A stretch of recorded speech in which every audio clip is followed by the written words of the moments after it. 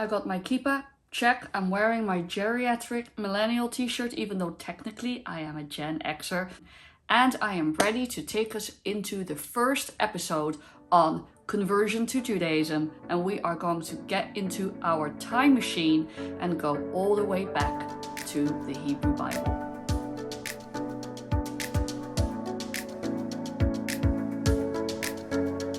Shalom Mishpacha, Rabbi Esther here. Welcome back to a small sanctuary with the first episode in our new series all about conversion to Judaism. I am delighted to be here with you, and this will be a long series because there is a lot to talk about. So without further ado, let's get stuck into the biblical sources on conversion. And I don't even know whether this is going to be one episode or two episodes, frankly, but I'm going to try my best to break it down. And after we've talked about the biblical context for conversion, we're going to talk about the rabbinic context. And that is a whole different kettle of fish, a whole Megillah, as we like to say in the Jewish community. But let's go back to basics with the texts from the Hebrew Bible on conversion. Now, as part of my introductory remarks, I already want to hit the ground running by complicating things, because conversion is really an anachronistic term when it comes to non-Israelites being integrated into the Israelite community by biblical standards or in the biblical narrative. Conversion, or lehit gayer or giur in Hebrew, isn't a term that appears until the rabbinic period and the institution of conversion that we know today, where a person undergoes a period of study and then appears before a Beit Din, a rabbinic court of three, and then immerses in a ritual bath or a natural body of water, isn't really a thing until the rabbinic era. However, Judaism has always been open to integrating newcomers and foreigners into its own community, and that is how we would understand conversion today. So even though the term is an anachronism, and even though the methodology is an anachronism, the idea that non-Israelites became part of the Israelite community is as old as the times of Abraham and Sarah, who were, of course, the first converts. So I just want you to keep this kind of critical historical lens in mind, that when we study these texts, we are not really talking about what we consider conversion today, but we are laying the groundwork of understanding how Judaism has always been open to those who want to be part of us. Of course, this means I'm also just going to jump in real quick and talk about how Judaism is an ethno-religion. Yes, but Judaism is not a closed practice, no, although it is a boundaried practice. And I will, in a future episode, talk about the distinction that I apply between those two things. But it is an ethno-religion. And if you want a definition of what Judaism is and what an ethno-religion means, please see my episodes on Jewish identity, belonging, and covenant. That's a whole series on its own, and I will link that in the show notes as usual. So without further ado, conversion in the Hebrew Bible, or non-Israelites becoming part of the covenant.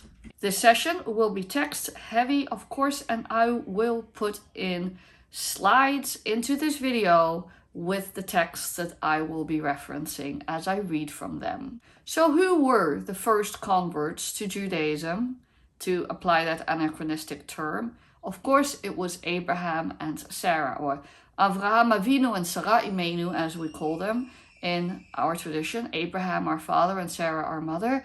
And they were both the first Jews, or although Jews wasn't the term used yet at the time, and also the first converts to Judaism.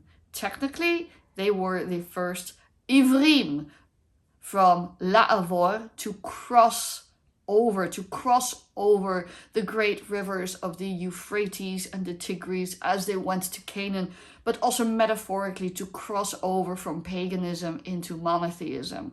So Abraham and Sarah were the first converts to Judaism and the originators of the Jewish people. And of course, the rabbinic tradition really picks up on this by casting them not only as the first converts, but also as the first makers of converts. And that's important too. And sometimes, even though this episode is supposed to be about the Hebrew Bible, I will pull in little threads of rabbinic interpretation because I'm a rabbinic Jew, and that's how Judaism rolls. So sometimes the dividing lines aren't always so clear, but more on that later. The first instance of conversion to Judaism, if we want to call it that, or joining the Ivrim, the Hebrews, is in Genesis 12, verse 5. Vayikach Avram et Sarai ishto ve'et Lot ben Achiv ve'et kol rechusham asher rechashu ve'et hanefesh asher asu b'charan vayetzu lalechet arza Knaan vayavohu arza Knaan. Abram took his wife Sarai and his brother's son Lot and all the wealth that they had amassed and the persons they had acquired in Haran, and they set out for the land of Canaan. So what is going on here? Imagine a map of the ancient Near East, the Levant. Abraham and Sarah came from Ur in modern day Iraq, and they traveled to Haran, which was kind of a halfway point on their journey to Canaan, to what we now would call the land of Israel. And they stopped over in Haran, where they grew their community. And this phrase that gets used in this text is Ve'et hanefesh asher asu b'Haran, and the souls or the peoples they made in Haran. And a conventional surface level reading of that is, well, they increased their retinue, they increased their household, maybe they acquired servants or slaves, or however you want to think of that. But the rabbis really like to remind us that this was basically the first proselytism. And by proselytism, I mean the phenomenon of people switching religions and choosing to convert into a new religion and becoming a proselyte. The word proselyte has its own whole history. It's actually a Jewish word from the Septuagint, translated from the word ger, or stranger or convert, as it is understood today. But this is the first instance of Jewish proselytism, i.e., Abraham and Sarah have a message, they have a project and a mission, and they go out and they grow their first community, because of course, where else are these new Hebrews going to come from? So the rabbis really like to expound on this, and they say that Sarah converted the women and Abraham converted the men, and in the episode on rabbinic texts, we're going to come back to that. Going back to that word ger, from which we derive the verb lehitgayer, to convert, or giur, conversion, doesn't mean convert in its original Torah-idic meaning. It means stranger, as in a foreigner who sojourns with you and in some way becomes part of your community and is under the protection of your community. We could say immigrant, potentially, or even refugee. Later on, this word in the rabbinic mind acquires the meaning of convert. The Torah tells us 36 times, according to most reckonings, even 46 times, according to other reckonings, that we have to love the stranger. We have to protect the stranger. We should not oppress the stranger. We should love the stranger. We should treat the stranger as our equal, like the native born, etc., etc., etc. This is a really powerful through line through the Torah, and I actually really believe it's the essence of the Torah in both its literal meaning, that we should take care of both converts in our community and immigrants writ large in our global community, but also metaphorically in terms of how we transmute our own experience of oppression, because we were strangers in Egypt, and transmute that into radical empathy and to break the chain of trauma and violence. That is a video for another time. For the purposes of this video, we're going to go back to the Peshat, to the literal meaning, that when the Torah tells a stranger, we mean the outsider, the non-Israelite, who somehow becomes incorporated into the Israelite community. The rabbinic tradition splits this idea of ger off into two directions. The ger toshav, The resident alien, aka the green card holder of the Jewish people, who doesn't have full rights, aka they don't hold complete citizenship, they can't vote, but they hold many rights, including the right of dignity and protection and participation in many communal rituals, versus the ger tzedek, or the righteous foreigner or convert or proselyte, however you want to translate that word, who is the full proselyte, the person who actually becomes fully Jewish and fully part of the people with all the rights and duties thereof. And the latter is the category that we consider under conversion. So a convert nowadays is known as a ger tzedek, and the category of ger toshav, which initially only applied to the land of Israel, has fallen by the wayside, although there have been some interesting conversations throughout the years in Jewish spaces about whether non-converting Gentiles who love our people and who are married and connected and family members of our people, who are fellow sojourners and fellow travelers with us and what we would call Jewish adjacent, should actually merit being called gerei toshavim, resident aliens alongside with us, and should be honored as thus. That is a conversation for another day. I keep on saying that a lot. I am so sorry. This topic will spiral right off into many sub-conversations if I don't take tight control. Let's park ger toshav right now and focus on ger tzedek. Even so, given that the Torah references our love for the stranger slash immigrant slash convert 36 times at least, I am not going to go through all of those 36 verses in the Torah. I do believe that if you read them sequentially, that they are actually cumulative, that this concern for protection of and love of the stranger becomes more and more grounded and explicit as the Torah evolves as a document. So the one verse I am going to read is actually from the end of the Torah in the book of Deuteronomy. The context for this is that Moses is exhorting the people to keep the covenant and the commandments. This is from Deuteronomy 10, verses 17 to 20.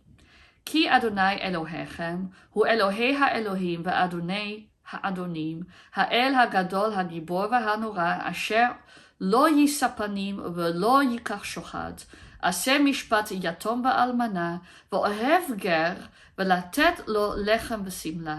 ואהבתם את הגר, כי גרים הייתם בארץ מצרים. And in English, for your God Adonai is God supreme and Lord supreme, the great, mighty, and awesome God, who shows no favor and takes no bribe, but upholds the cause of the fatherless and the widow, and befriends the stranger, providing food and clothing. You too must befriend the stranger, for you were strangers in the land of Egypt. Now this is one of my most favorite passages in the Torah. I mean, it's hard to choose a favorite passage in the Torah, but I really like this one because it basically establishes a through line from ethical monotheism in the abstract right down to the concrete, how we take care of our fellow human beings. That God and God's love and God's unity and God as our divine parent is the guarantor of the protection of the vulnerable. And you can reverse engineer that too. How we treat the vulnerable in our community and our society is how we fulfill our duty as ethical monotheists. I really think this is the essence of ethical monotheism, is how we see one divine parentage as the moral guarantors and the great levelers of the equality of all human beings, the dignity of all human beings, and thus how we treat our fellow human beings. I really think that's the point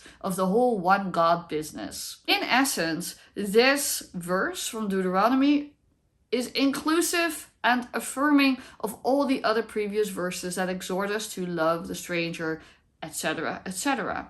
We shall love the stranger. The English says befriend, but the Hebrew actually says ohev, to love, which is a practical and an emotional state, or as Rabbi Shai Held calls it in his phenomenal book, Judaism is about love, an existential posture.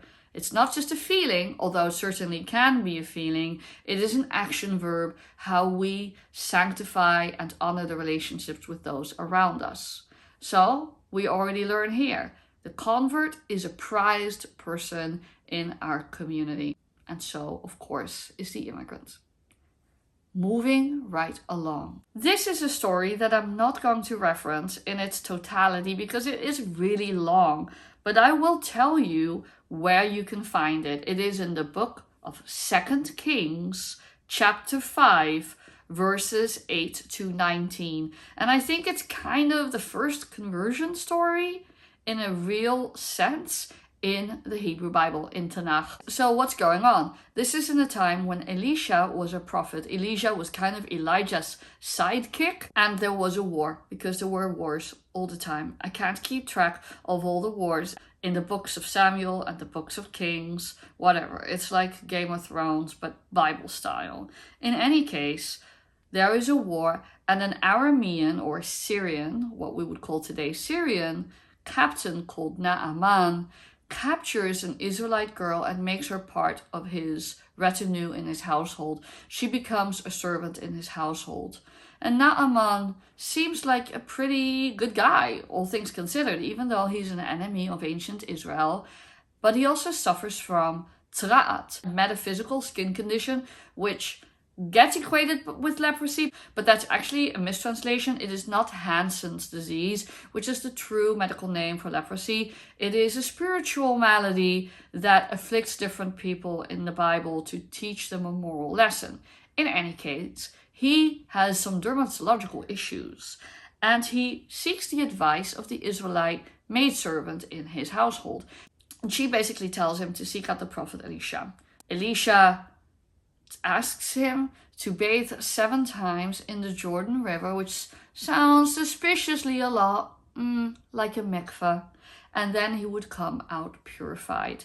Now, Naaman is skeptical. He wants some stronger drugs for that skin condition, but he goes along with it. He immerses 7 times, and he is healed, miracle of miracles. When he returns to his homeland in Aram or Syria, he actually wants to continue worshipping the God of Israel and takes some earth with him from the land of Israel in order to worship the God of Israel as he disavows his own ancestral gods. Well, I don't know, friends. That sounds a lot like a proselyte. Even though the institution of conversion wasn't invented yet, and this was kind of a one-off, we are already starting to see that Jewish monotheist universalism is starting to percolate through the particular boundaries of land, community, people, and God. Because this person is worshipping the God of Israel outside of the land of Israel. And it is a transitional story. It is not yet kind of post-exilic, pure ethical monotheism, but it's starting to inch closer and closer because, well, he still needs a little bit of earth as kind of a reminder or a ritual activator for his prayers, but it is possible for him to have a relationship with the God of Israel outside of the land of Israel and somehow become covenanted to this God. Next, here is a counterpoint to this story. If Naaman is the outcome, then this is the source.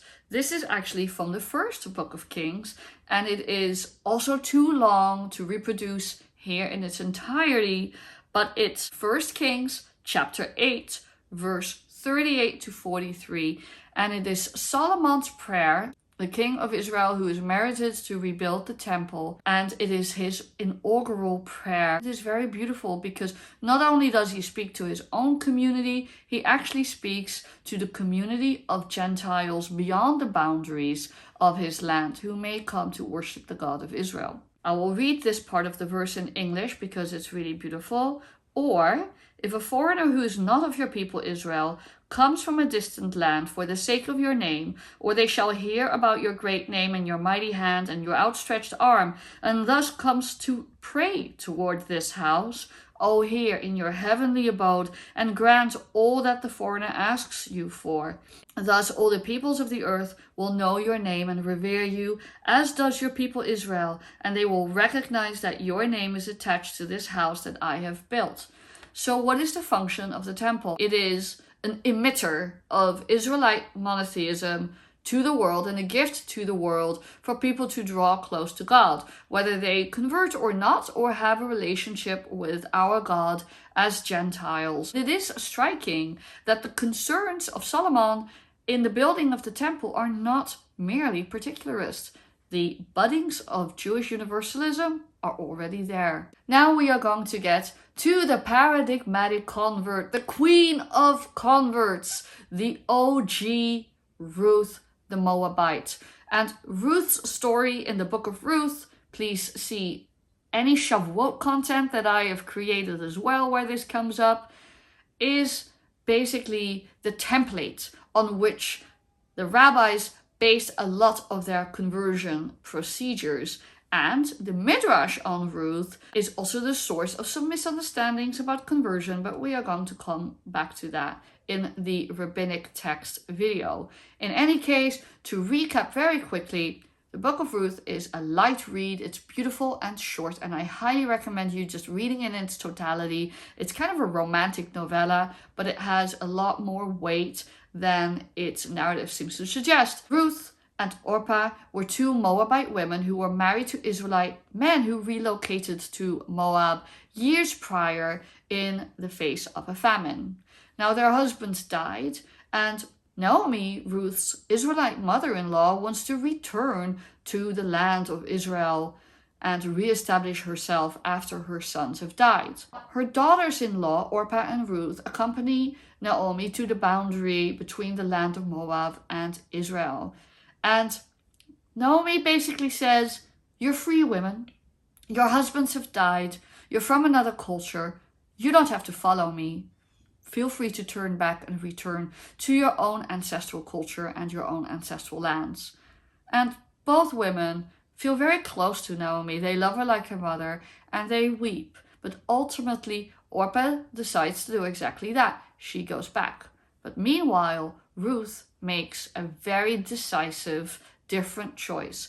Ruth decides to stay with Naomi and come with her. And it is this text from the story that really becomes the paradigmatic declaration of the convert's faithfulness to the new people and the new God. This is from Ruth chapter 1, verse 16. Vatomer Ruth al tifgi bi le'azvech lashuv me'acharayich ki asher telchi elech uva asher talini alin amech ami ve'elohayich Elohai.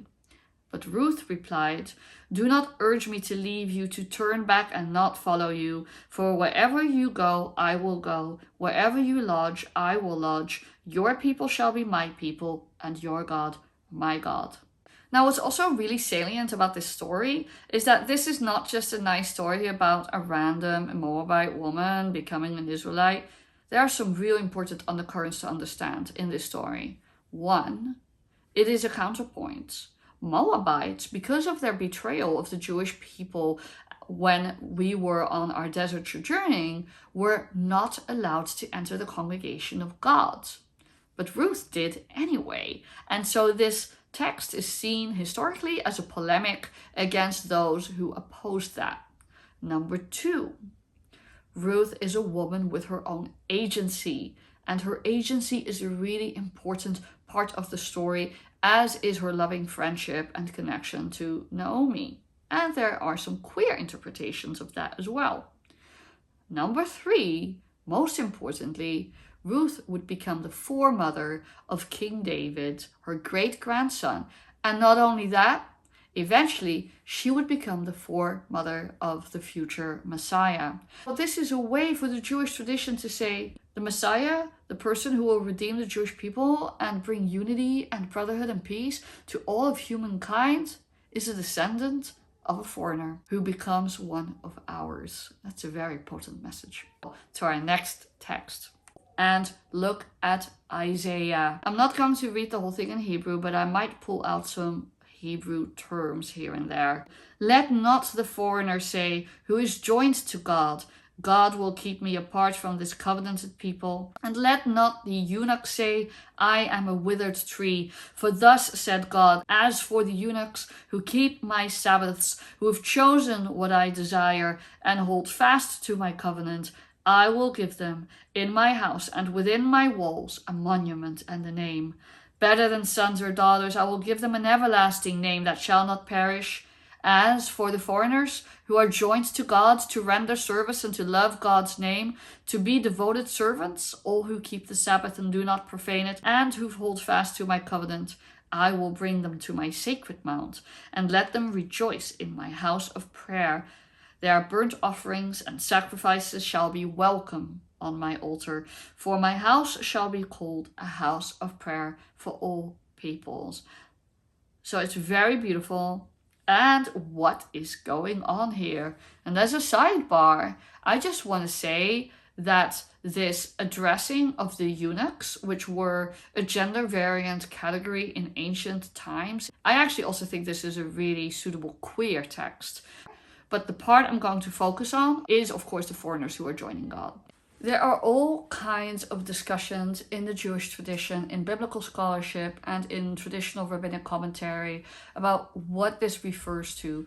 Obviously, it can refer to an eschaton, a kind of end times vision of a redeemed humanity united under the sovereignty of God. Think of the Aleinu. And it isn't always clear whether these verses relate to full proselytism or to something else, i.e. Gentiles having a relationship with our God, but not becoming part of our people. And I actually think this ambiguity in the prophetic text is really fruitful because it protects us from the worst consequences of hardline proselytism, in which there is an expectation that everyone becomes like the religion that the group is propagating. And we have seen the harm of that throughout history writ large and throughout Jewish history, where we have been the victims of other people's proselytism.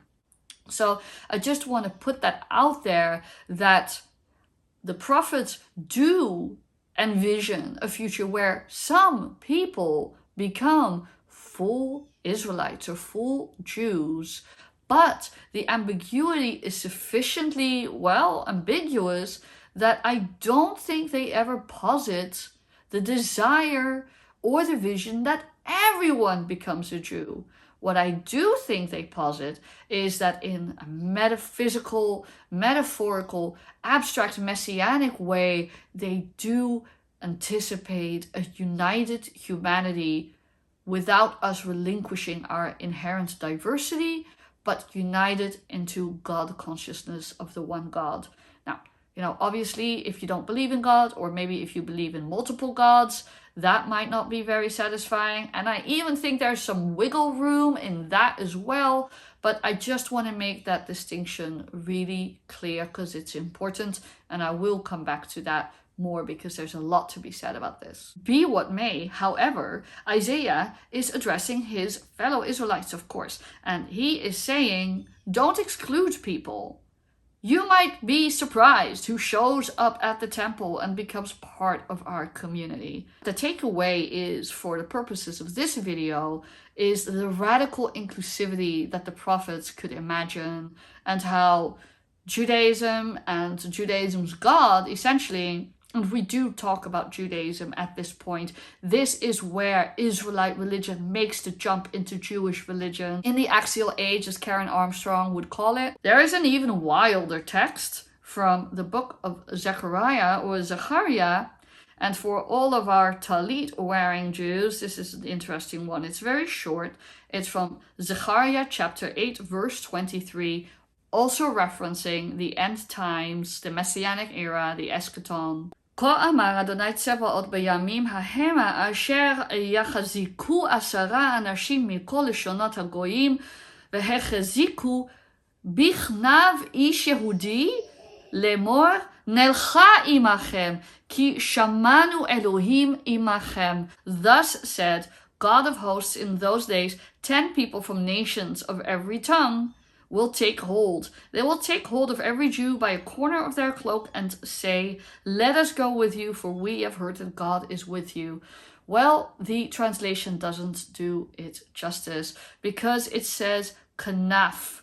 And the kanaf is not just the hem or the corner. It is a very specific idea. The kanafaim are the wings under which people shelter for protection and love. And the kanaf in this case refers to the corner of a talit.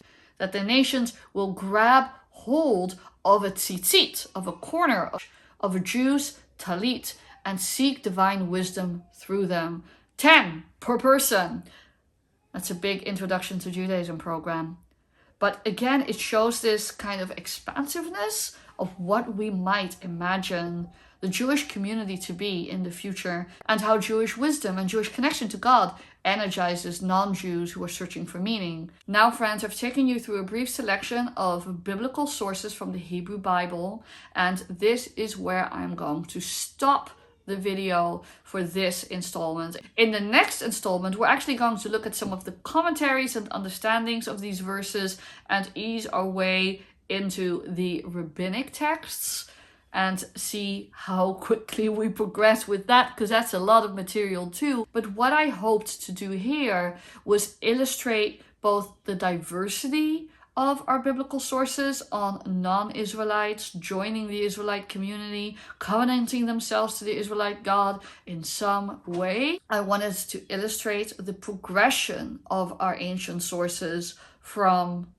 the Abrahamic mission to the embrace of the immediate foreigner in our midst of the 5 books of Moses, to the foreigner who we are supposed to have a contentious relationship with in the book of Ruth, but who actually becomes foundational to our redemption narrative writ large through the Messianic era, all the way to the prophetic imaginings of a redeemed world where this inclusion becomes really explicit and fleshed out, and an invitation to people to connect with Jewish wisdom and God's presence, however we conceive of that. So it is a fascinating through line.